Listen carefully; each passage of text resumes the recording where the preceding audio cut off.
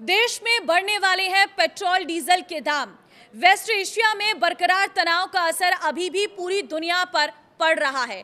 सूत्रों के अनुसार ऑयल मार्केटिंग कंपनियों को हर महीने करीब 30,000 करोड़ रुपए की अंडर रिकवरी का सामना करना पड़ रहा है।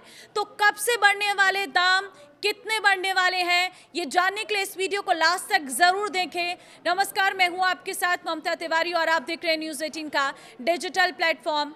ईरान अमेरिका तनाव और हॉर्मुज के बंद होने से ग्लोबल स्तर पर कच्चे तेल के दामों में भारी उछाल देखने को मिला है। कुछ ही समय में कच्चे तेल के दाम $70 प्रति बैरल से $126 प्रति बैरल तक पहुंच गए हैं, जिसके बाद भी देश में पेट्रोल और डीजल के दाम स्थिर रहे हैं।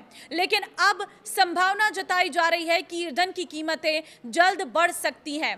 क्यों सरकारी तेल कंपनियों को हर दिन भारी नुकसान उठाना पड़ रहा है, जिसका पूरा भार या तो कंपनी के ऊपर या सरकार के खजाने पर पड़ रहा है। इसके कारण पेट्रोल डीजल के दाम में हफ्ते भर के दौरान बढ़ोतरी की संभावना जताई गई है।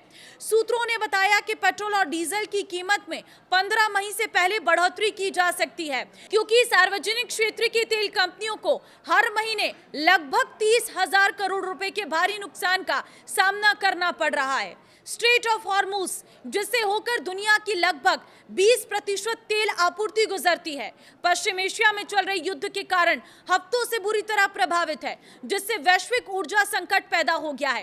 कई देशों में ईंधन की समस्या आई है, कीमतों में तेज उछाल देखने को मिल रहा है। हांगकांग में पेट्रोल की कीमत लगभग 295 रुपये प्रति लीटर है, 295 रुपीज पर लीटर। सिंगापुर में लगभग 240 रुपये, नीदरलैंड में 225 रुपये, इटली में 210 रुपये, ब्रिटेन में लगभग 195 195 रुपीस प्रति लीटर है। वहीं भारत के कई शहरों में पेट्रोल की कीमत बिना किसी बड़े संशोधन के लगभग 95 रुपीस प्रति लीटर के आसपास बनी हुई है।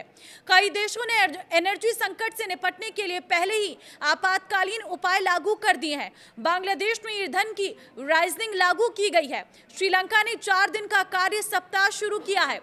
पाकिस्तान ने सरकारी कार्यालयों के कार्य दिवस कम किए हैं, जबकि दक्षिण कोरिया ने दशकों में पहली बार ईंधन की कीमतों पर सीमा लागू की है। हालांकि भारत में ईंधन की कमी, लंबी कतारें या राइजिंग जैसी समस्या नहीं हुई है। भारत ने सख्त कदम उठाए, सरकारी कदम उठाए गए और उद्योग जगत के सूत्रों के अनुसार संकट शुरू होते ही भारत ने तेजी से कदम उठाए।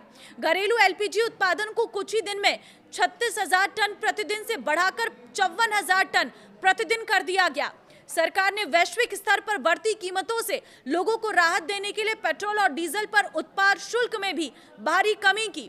उद्योग जगत के अनुमानों के अनुसार कच्चे तेल की कीमतों के चरम पर सरकार और तेल उत्पादक कंपनियां मिलकर पेट्रोल पर लगभग 24 रुपये प्रति लीटर और डीजल पर 30 रुपये प्रति लीटर का भार प्रभावी रूप से वहन कर रही थी। उत्पाद शुल्क में कटौती के बाद भी Indian oil, Bharat petroleum, Hindustan petroleum को मिलकर एक महीने में हर महीने लगभग इन्हें 30,000 करोड़ का नुकसान होने का अनुमान है। भारत ने रूस, अमेरिका, पश्चिम अफ्रीका और अन्य क्षेत्रों से कच्चे तेल का आयात बढ़ाकर आपूर्ति को स्थिर करने में भी कामयाबी हासिल की। खबरों के मुताबिक ईंधन की उपलब्धता बनाए रखने के लिए रिफाइनरियां 100% से अधिक क्षमता पर काम कर रही है। हालांकि वेस्ट एशिया में जारी संघर्ष और कच्चे तेल की ऊंची कीमतों के कारण पब्लिक सेक्टर की तेल कंपनियों पर दबाव बढ़ता जा रहा है। 2014 के बाद से एलपीजी टर्मिनलों की संख्या दोगुनी हुई। कच्चे तेल के आयात स्रोत 27 देशों से बढ़ाकर 40 देशों तक पहुंचे हैं। एथेनॉल ब्लेंडिंग 1.5% से बढ़ाकर 20% तक पहुंच गई है और रणनीतिक पेट्रोलियम भंडार भी मजबूत किए गए। हालांकि पश्चिम एशिया में संघर्ष लगातार जारी है। कच्चे तेल की कीमतें ऊंचे स्तर पर बनी हुई हैं। ऐसे में सरकारी तेल कंपनियों पर दबाव लगातार बढ़ता जा रहा है और माना जा रहा है कि आने वाले दिनों में पेट्रोल और डीजल की कीमतों में बढ़ोतरी का फैसला लिया जा सकता है। सरकार के दखल में एक्साइज ड्यूटी में कटौती और ईंधन की लागत के बोझ का कुछ हिस्सा खुद उठाना शामिल था। पेट्रोल पर लगने वाली खास अतिरिक्त एक्साइज ड्यूटी को 13 रुपये प्रति लीटर से घटाकर 3 रुपये कर दिया गया, जबकि डीजल पर एक्साइज ड्यूटी को 10 रुपये प्रति लीटर से घटाकर 0 कर दिया गया। अगर सरकार ने पेट्रोल और डीजल पर एक्साइज ड्यूटी में 10 रुपये प्रति लीटर की कटौती न की होती तो अंडर रिकवरी बढ़कर लगभग 62,500 करोड़ रुपए हो गई होती। शर्मा ने कहा कि एक्साइज ड्यूटी में कटौती करने से सरकार को हर महीने 14,000 करोड़ रुपए का नुकसान उठाना पड़ा है।